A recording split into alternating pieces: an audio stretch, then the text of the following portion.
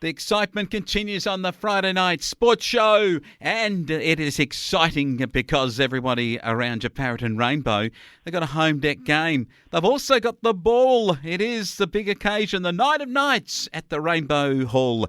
And Big Weary, he's been getting his dancing shoes on and ready for the big event. How are you there, Peter? Yeah, good, thanks, Wayne. And yeah, it should be a great weekend for the Jeparrot Rainbow Footy Club. First of all, we've got a great clash against the Eden Hope boys, and also on the netball court against the girls. And then later into the evening, we'll catch some buses up to Rainbow to the Rec Reserve Flowman and have a great time at the annual ball. Oh, big time to be had by all. Let's, though, before we discuss local things, have a look around the league. And Pimpernio got to celebrate, and did they celebrate for Clint Burdett, because they got home in a second win of the season for them. It was a terrific performance too from them. 17 goals, 14 to 17-8. Yeah, it's a big shootout there, Flowman. And as we touched on the week before, we thought Pimpernio might nearly get Natty Muck in this game, and they did. And Daniel Baker, who spent a lot of his career on a half-back flank, must have snuck forward for 6 goals and was the difference in the game, and I'm pretty sure he'll be quite happy with his work as a forwardman. Yeah, well, Butler didn't play again for Eden Hope. They kicked 19-19 to Taylor's Lake 4-6. Probably a good thing he didn't play. Yeah, the Eden Hope boys were too good there, and I see Matthew Close put in another good game for Eden Hope as they continue to build momentum in this second half of the season. Swifts kicked 14-12 to Laharam 6-5. Regulation win, I thought. Yeah, as we've seen all year, Laharam didn't make it easy for the Stall boys, but they were too good, and Jacob Salmi put in another great performance, and watch for him to be a big player in the finals series. Flowman, he's having a great season, and Stall boys will hope he can continue that. I noticed that Kearney was missing again from the Cowkey side when they kicked 27-21 to beat Kaniva-Leor 5-4, so his goal kicking doesn't jump up any higher at the same time that Butler's is not jumping up any higher. Yeah, huge win again by Cowkey. That actually puts them on top of the ladder, Flowman, and I think even they'd be surprised if they thought this deep into the season they'd be sitting atop the ladder with only that one loss. And I noticed Lachlan Exel, he's been a prominent player at Dimboola and also the Cowkey Footy Club, Flowman, and he can play either end of the ground, and he'll only make that team stronger if he continues to play for the rest of the year. And Harrow Balmoral 13-13 to Narrabri Quantong 6-17. Gee, it's almost alarm bells for the Bombers. Yeah, I think the Bombers had a good day off the field. They were celebrating their 25-year merger, Flowman, of the Quantong Bombers and the Narrabri Grass Parrots. So it would have been pretty easy to choose what team name they went with in the merger there meeting. But yeah, they had a great day off the field, announced their team of the quarter century as well. So, but yeah, on the field, the Harrow boys are way too good. Yeah, nothing like grass parrots for your emblem. Would have been great on the front of your shirt, though, a bit of colour and that, maybe a little bit like the silos out there at Albacatcha. What about having a look at what then is happening in the big one? And this was the Jeparrot Rainbow Storm having a massive match against Rupp, 11-15 to the Panthers, and your boys 8-5.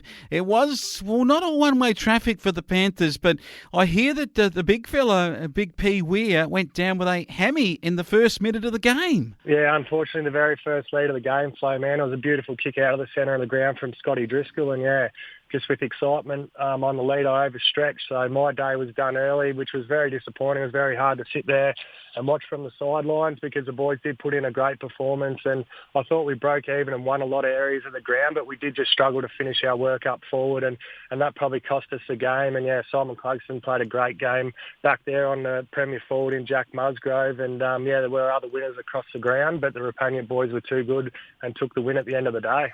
They certainly did, and I'll tell you what, Simon Clugston to keep Musgrove to just those 2 goals has really shown just what sort of a star he is, and it does put Kerwood right up there, still with a chance, given that Kearney and also Butler haven't been playing all the matches this year.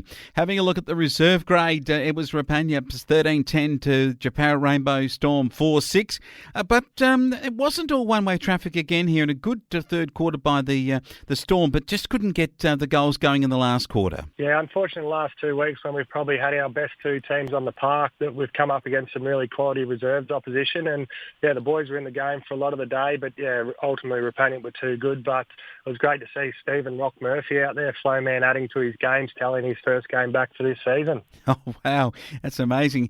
Good to see him out there. And Adam Schulz also kicking a goal, and Preston Parry and Gilligan kicking scores. Cody Effort, Jake Parry, Jode Fuller, Geordie Leach, Liam Preston and Roy Halloran were in the better players there. And in the 17-year-old age group, the lads have put a team on. They don't have a side to play against this week, but it is good to see them have an opportunity last week to be playing footy against a side that over there at Rupp that played pretty well. 11-6 to no score. Probably very early on it was a mercy. Rupp, I think, a top or second in this grade. Yeah, it was. It was only early in the second quarter that the mercy rule was applied, but it was great to see how it can affect the game, because after they did swap the teams up a little bit, and Rainbow had the benefit of gaining Connor Wiedemann and Caleb Hurley, who are great little players for Repanent. But after that, I think Rainbow would have nearly won the match by about 4 or 5 goals, Flowman. So it's great to see the mercy rule applied in that way, so both teams can take a little bit out of the day rather than it being one-way traffic for the whole morning. Yes, good point to me. Louis Cox, Jamie Eckerman, Seamus Clark, Bronny Effort, Sam Peachy. Having a look at the under-14s, and this is the one that might have got away from the lads because if you're looking at where the premiership table points are, Rupp are now gone clear between them and the Jeparat Rainbow Storm on the ladder, but it was pretty much one-way traffic, 10-10 to 2 goals for. Yeah, Repanent were able to reverse the result of round one and, have a win over the Jeparat Rainbow boys. And, late in the game, they did kick away a little bit with that breeze going to one end. And Riley Downer for them was a really standout player, and I thought Will Fisher played a great game for the Jeparat Rainbow boys. He did. Ryder Gould too, and Lenny Weir, Fletcher Keller, Parker Gould and Kane Baston, and Baston and Spokes kicked the goals for the Storm. Okay, people are getting their dancing shoes on. Weary, I think your dance card's now empty because you won't be up on the floor with that hammy. Yeah, that'll give me a good excuse to stay off the dance floor Saturday night, Flowman, and save some embarrassing stories on Sunday morning, I'm sure. Yes, and everyone's getting pretty excited, I believe, about it. The girls too, their big netball game as they come up against Eden Bapsley in the round 13 clash. Down at Jeparat, it is the real big one. We'll have a look at your games in a minute, but Laharan play Rapanya in the senior footy match at Cameron Oval. Rupp would get home by plenty. Yeah, I think they will, and I see on the team sheets Connor Wiedemann and Caleb Hurley, who we just touched on, were really prominent juniors for the under-17s of Repanent, but both lining up in the seniors there, so that's exciting for the next generation to the Panthers club. Yeah, great. Swifts play Canova Leora, and the Swifts are playing at Canova, but it's the longest road trip in the business for them, but it's going to be a good one and a fruitful one because I think they'll beat the KL United. Yeah, I think they'll enjoy their trip back down the highway after having a big win at Canova.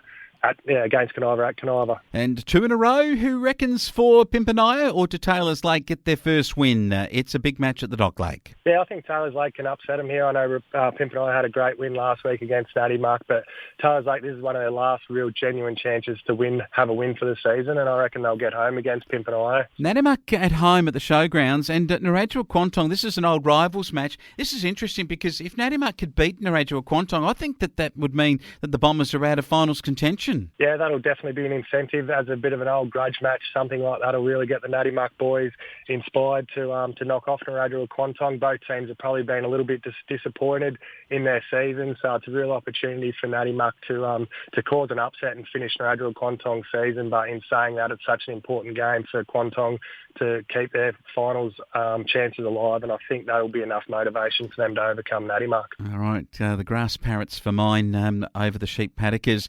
What about this, the Keys and Harrow Balmoral, the top of the table clash? It's at Balmoral, an absolute beauty. Yeah, cracking game. The winner of this team will probably guarantee themselves that top 2 spot, which, as we know, is so important in this league, Flowman. So expect a great game. I think Harrow probably have had the wood on Kalkee in recent years, so at home we'll go with the Harrow boys, and I think also the reserves game should be a great game of footy, so the supporters down there will be treated to a couple of ripping matches at Balmoral. Oh, brilliant game of football at Robert Menzies Park, Sir Robert Menzies Park at Jeparat.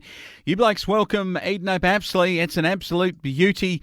Big P Weir missing from the Jeparat Rainbow lineup, but that's going to be a big, big loss, and I see that that Matt Butler is playing in this game. Yeah, I think Matty Butler had a great start against us in the first game as well. He kicked 3 or 4 goals, and that probably kick-started his season as that real dangerous forward that he's become. So they're going to be tough opposition. They always are. I think the weather will play a part in the game, whether the wet suits our boys or Edenhope. I'm sure they'll relish the conditions, and I thought our squad would as well. But if you saw us play against Harrow, you might think otherwise, Flowman. So I think there'll be opportunities for both teams throughout the day, and as happened first time around, the game didn't really break open until the last 10 minutes, and I'm expecting the exact same circumstance at Japarra, and just hope the Japarra Rainbow boys are up when that final siren sounds.